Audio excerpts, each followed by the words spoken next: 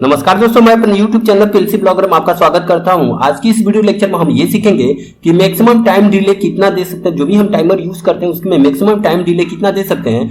Where use of low speed timer and high speed timer. जो हमारा लो speed timer होता है और हाई स्पीड टाइमर होता है उसको कैसे यूज करते हैं। प्रीवियस लेक्चर में मैंने आपको ये बताया था कि टाइमर का टाइम बेस क्या है, लो स्पीड टाइमर और हाई स्पीड टाइमर कैसे पहचानेंगे। और इसके अलावा मैं ये बताया था कि प्रीसेट की वैल्यू जो के होता है हमारा, जो प्रीसेट वैल्यू हम टाइमर में यूज करते हैं उसकी प्रीसेट की वैल्यू कैसे कैलकुलेट करते हैं। तो प्रीवियस वीडियो नहीं देखे तो कृपया उसको देख लीजिए। उसका लिंक नीचे जो टाइमर का प्ले लिस्ट है उसमें मिल जाएगा, लेक्चर नंबर 2 है, उसको विजिट करके आप देख। हम लो स्पीड टाइमर और हाई स्पीड टाइमर को कहां पे यूज करेंगे, इसको समझने के लिए आपको कुछ कैलकुलेशन समझना पड़ेगा।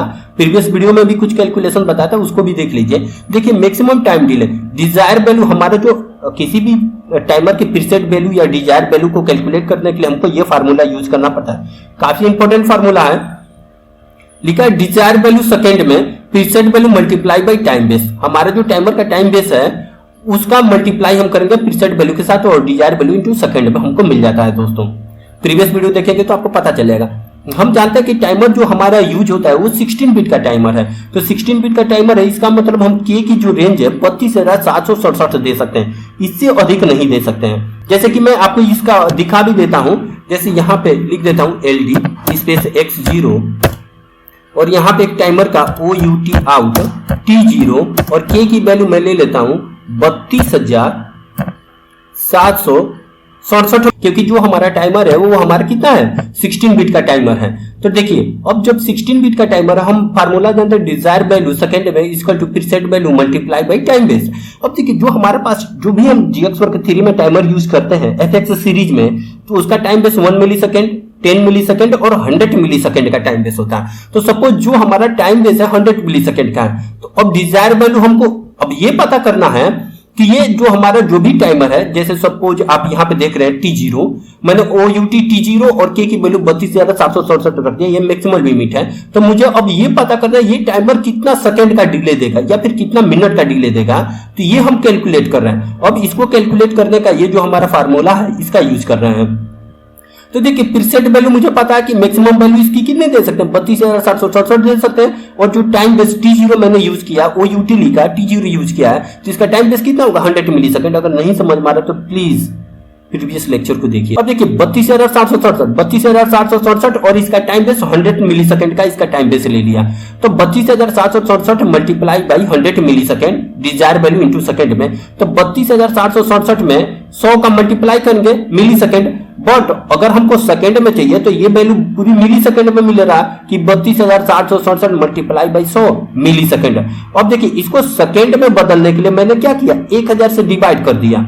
अब 1000 से डिवाइड करेंगे तो मिली सेकेंड किस में कन्वर्ट हो जाएगा, सेकेंड में। तब देखिए 00 से 00 कट जाएगा और 10 मींस 10 नीचे बचेगा, तो 0 से डिवाइड करेंगे तो 7 हो जाएगा। तो इसमें जो हमारा मैक्सिमम डिले हम जो दे सकते हैं इस टाइमर से, तो इस देखिए मैक्सिमम डिले अगर हम सेकेंड में निकाले तो 3276 सेकेंड का डिले दे सकते हैं, मीन्स 3276.7 सेकेंड का डिले दे सकते हैं। अगर ये डिले हम अगर मिनट में देखें तो मिनट में 54.611 मिनट का डिले दे सकते हैं। मीन्स सिंपल भाषा में समझा जाए कि 54.6 मिनट का डिले दे सकते हैं। जो मैंने ये टाइमर यूज किया है, इस टाइमर का यूज करके मैं मैक्सिमम अगर डिले हमारा 54.6 मिनट का डिले ले सकता हूं। मीन्स जो भी हमारा 16 बिट का टाइमर है, तो अगर इसका टाइम बेस 100 मिली सेकेंड है, क्योंकि ये आउट लिखा तो लो स्पीड टाइमर है, लो स्पीड टाइमर का टाइम बेस कितना है 100 मिली सेकेंड है। तो इससे इस टाइमर से मैक्सिमम हम डिले सिर्फ 54.6 सेकेंड के 54.6 मिनट का डिले हम ले सकते हैं। जैसे कि आप यहाँ पे देख पा रहे हैं कि अगर इतना वैल्यू सेकेंड में मिला और सेकेंड को हमको अगर मिनट में बनाना तो 60 से डिवाइड करेंगे तो ये मिनट में कन्वर्ट हो गया, तो 54.6 मिनट का डिले दे सकते हैं। जब हमारा टाइमर का टाइम बेस कितना है 100 मिली सेकेंड का। अब देखिए मैक्सिमम डिले जब हमारा हाई स्पीड टाइमर हो और उसका टाइम बेस अगर 10 मिली सेकेंड है, तो मैक्सिमम डिले कितना दे सकते हैं 5.46 मिनट का डिले दे सकते हैं। और अच्छा इसका डिले भी कैसे कैलकुलेट करोगे, प्रीवियस वीडियो में कई क्वेश्चन को सॉल्व करके दिखाया था एग्जाम्पल, तो उसमें आप समझ सकते हैं। वंस अगेन यहाँ पे मैक्सिमम आप प्रीसेट की वैल्यू इतना ही दे सकते हैं क्योंकि 16 बिट है। अब देखिए यहाँ पे जो 100 लिखा है 100 टाइम बेस, अब यहाँ पे 10 पुट करेंगे, 10 पुट करेंगे, फिर वंस अगेन आप इसका जब कैलकुलेशन करेंगे तो 10 मिली सेकेंड के लिए तो ये 0.46 मिनट का डिले देगा, ठीक है। अगर आप इसका टाइम बेस 1 मिली सेकेंड का दे दिए, मीन्स टाइम बेस 1 मिली सेकेंड, वंस अगेन फार्मूला में जहां पे 100 आपने डाला है, यहाँ पे टाइम बेस 100, यहाँ पे टाइम बेस आपने 100 डाला था, फिर 10 डाला, अब 1 डालेंगे तो इसका कैलकुलेट करेंगे तो इसमें आप मिनट में भी डिले नहीं दे सकते, मैक्सिमम डिले आप देखिए 32.76 सेकंड का डिले दे सकते हैं। तो ये बहुत इंपॉर्टेंट है कि अगर आपने लो स्पीड टाइमर यूज किया तो मैक्सिमम डिले 54.6 मिनट का दे सकते हैं। अगर हाई स्पीड टाइमर यूज किया जिसका टाइम बेस 10 मिली सेकंड का है तो उसमें मैक्सिमम डिले 5.46 सेकंड के लिए दे सकते हैं। अगर आपने इससे भी हाई स्पीड का टाइमर यूज किया मींस 1 मिली सेकंड का जिसका टाइम बेस है तो उसका 32.76 और इतने सेकंड का आप डिले ले सकते हैं दोस्तों। तो ये था मैक्सिमम डिले हम कितना ले सकते हैं। बट इन सभी टाइमरों का यूज कहां पे करेंगे, अभी आपको ये भी पॉइंट समझना है। देखिए अगर आप इसको समझना ही चाहते हैं तो आप यहाँ पे जाके आप देख सकते हैं ये जो लो स्पीड टाइमर यूज किया हूं, बट अब देखिए यहाँ पे कंट्रोल प्लस इंसर्ट से मैं ये नहीं दिखा पाऊंगा। अब देखिए ये टाइमर अगर मैंने इतनी वैल्यू दिया तो 54.6 मिनट का डिले देगा, बट अब 54.6 मिनट तक तो आप वीडियो देखेंगे नहीं। अगर मैं इसको हाई स्पीड टाइमर का तो 5.46 सेकंड के लिए देगा, सॉरी यहाँ पे देखिए 5.46 मिनट के लिए देगा। इतना मिनट भी आप डिले है ज्यादा, मीन्स इतना वीडियो बड़ा हो नहीं सकता है, मीन्स मैं करूं तो आप लोग देखेंगे भी नहीं। तो ये मैं लास्ट वाला चेक करा देता हूं कि मैक्सिमम डिले आप इतना दे सकते हैं जो ultra high speed timer use करेंगे। इसके बाद मैं ये पॉइंट आपको क्लियर कराऊंगा कि इन दोनों टाइमरों को मीन्स लो स्पीड टाइमर और हाई स्पीड टाइमर को यूज कहां पे करेंगे। तो मैं एक यहाँ पे इंस्ट्रक्शन लिख देता हूं, हाई स्पीड टाइमर को वेरीफाई करा देता हूं, एक यहाँ पे ओके कर देता हूं और यहाँ पे लिख देता हूं OUT out HS space T2 और K की वैल्यू 32,767 इतना मैक्सिमम दे दिए। जो ये अब टाइमर चलेगा ना, ये टाइमर हमारा देखिएगा 7 मैं इसकी वैल्यू दिखा देता हूं कितना डिले आपको देगा।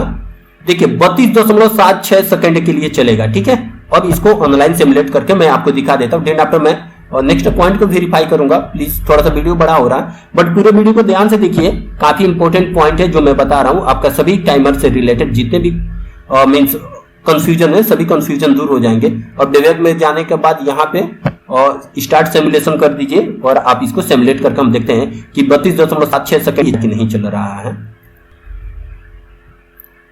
देखिए प्रोग्राम ऑनलाइन हो गया। अब इसको मैं हाई कर देता हूं। अभी देखिए ये हमारा टाइमर चलने लगा और ये हमारा टाइमर यहां पे देखते जाइएगा 32.76 का मतलब क्या हुआ, यहां पे देख सकते हैं 320 समथिंग लिख के आएगा। तो यहां पे हम देख लेते हैं, ये देखिए 32.76 सेकंड के लिए चलेगा और उसके बाद ये हमारा टाइमर जो हाई स्पीड टाइमर है एक्टिव हो जाएगा। अभी इतनी है और यहां पे आप देख सकते हैं वैल्यू कंप्लीट होने दीजिए। यहाँ पे 32 मीन्स 320 के वैल्यू के आसपास में आ जाएगा तो ये कंप्लीट हो जाएगा।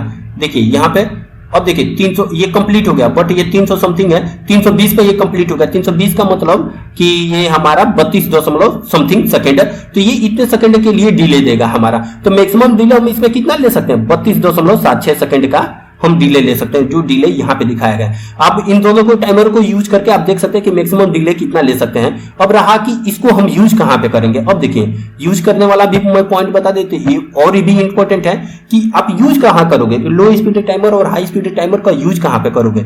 अब देखिए जहां पे आपसे दशमलव में बात किया जाए, दशमलव के एक अंक का डिले दिया जाए, जैसे कि यहाँ पे लिखा है 15 सेकंड या फिर 15.4 सेकंड का, यूजर ने बोल दिया कि मुझे डिले चाहिए 15.4 सेकंड का, तो दशमलव के अगर एक अंक तक का डिले पूछ रहा है तो यूज लो स्पीड टाइमर आप यूज करेंगे जिसका टाइम बेस 100 मिली सेकंड का है। ध्यान से समझिएगा, बहुत ही इंपॉर्टेंट पॉइंट है, बहुत ही इंपॉर्टेंट पॉइंट है। देखिए अगर उसने इंटीजर वैल्यू बोल दिया कि 5 सेकंड 50 सेकंड 100 सेकंड या जितना भी सेकंड इंटीजर वैल्यू बता रहा है तभी भी लो स्पीड टाइमर यूज कर लेंगे।